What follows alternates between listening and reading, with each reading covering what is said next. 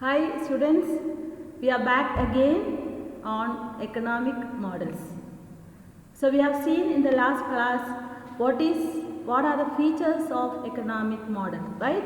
And we have learned what is the first feature, that is model has variables and different types of variables also we have seen.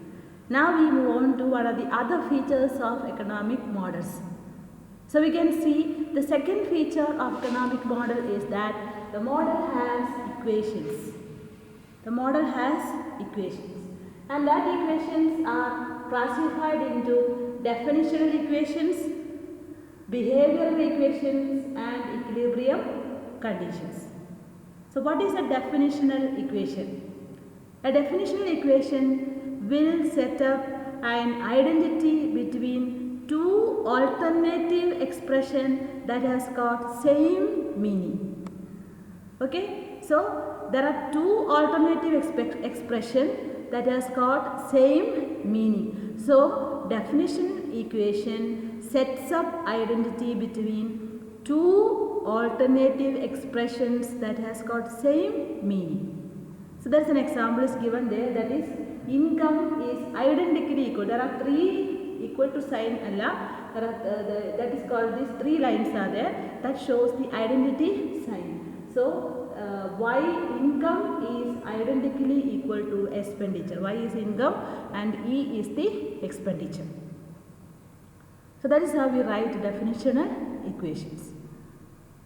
Or we can say another expression from microeconomics is that pi is equal to TR minus C. Pi, profit is equal to TR minus EC. Both are the same, right? When you look at that, both expressions are the same. So, definitional equation. What is the next one? Behavioral equations. What is behavioral equation? Behavioral equation will tell how a variable change in response to changes in the other variables. Behaves, how a variable behaves in response to changes in the other variables. So behavioral equations can be human behavior and also physical or technological behavior. Human behavior we study when we study about the demand. Who is demanding? The consumer is demanding. Human person is demanding. And how does it behave in response to price? We have learned that is law of demand. We say when the price increases, quantity demanded falls. When the price falls, quantity demanded increases. This is called human behavior. Now what is about physical behavior or technological behavior? Where do we learn? We learn in the production function how output behaves in response to changes in input. Haven't you learned last year? So that is an example of a physical behavior. Okay, so this is how there are behavior. That's what is known as behavioral equations. The examples also, and then coming to, there are also another type of equation which are known as equilibrium conditions. Now equilibrium conditions, most of the model will have some equilibrium. The models which have got equilibrium, only this particular equation is relevant. There are also models which do not have equilibrium conditions, or models do not have equilibrium at all. Cobweb model is an example. There is no equilibrium.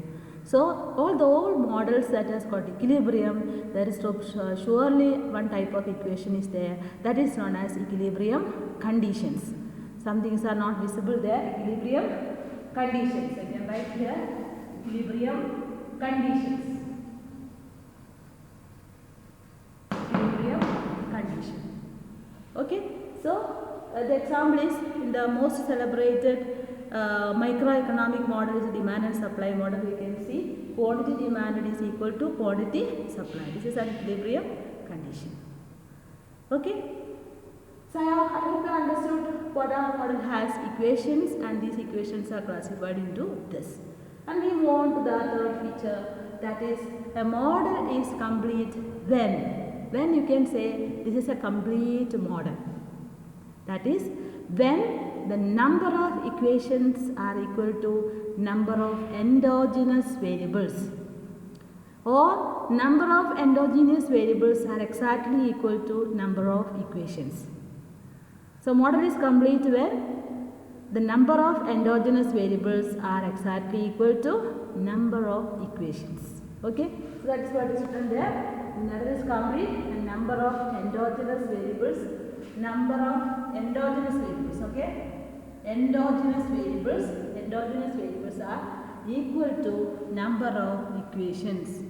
Number of endogenous variables are equal to number of equations. Okay. For example, now you will be wondering what are these endogenous variables. Already we have learned what is an endogenous variable. Endogenous variables are those variables whose values are determined inside the model, right? So we discussed in the demand and supply model, we can see the endogenous variables are the quantity demanded, quantity supplied and the price. So there are three endogenous variables. Accordingly, there are three equations. You remember the demand and supply model equations we have. You can see quantity demand equation, that is QD is a function of price, and then QS also is a function of price, and the third equation is QD is equal to QS. Okay, so there are three endogenous variables in the demand and supply model. So there are three equations. So we can say the demand and supply model is a complete model. Okay, that is in microeconomics. We are going to see in microeconomics, we are going to learn macroeconomics through macroeconomic models, and each model when you discuss you will be able to say which are the endogenous variable, which are the exogenous variable, which are the independent variable, etc. You will be able to figure out very well. That's why we are learning this as a first lesson. Okay, now the fourth feature is model can be either analytical or a policy model. Analytical means just to analyze what is happening, just to explain what is happening. And policy model is that model can be used for policy making. For example, the demand and supply model which we discuss in microeconomics is a policy model. Why it is a policy model? Because it is used for policy analysis. You remember two concepts we have learned in microeconomics, this demand and supply model, that is price floor and price ceiling. Remember? So this is a policy, it has got policy implications. So setting a price above the equilibrium price, what will happen? Setting a price below the equilibrium price, what will happen? The model will clearly tell you this. What are the implications or what is the after effect of setting a price above the equilibrium price? And those who learn economics also will be able to analyze what will happen to agricultural production if government fixes a price above the market price. Above the market prices, that is producers will respond more, they will produce more. Okay, so there is a problem of excess supply will come. Okay, these are the features of economic models.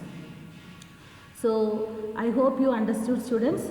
If you have any query, please ask me. I wanted to teach it as a one lesson, but it is not going in the it's not very difficult to upload. So I am separating this into different aspect of it. Small I am giving you, not tiring you. I am only giving a small class. I hope you understood. If you do not understand, please ask me. WhatsApp me, whatever things we can do, provided you understand what is taught. Okay.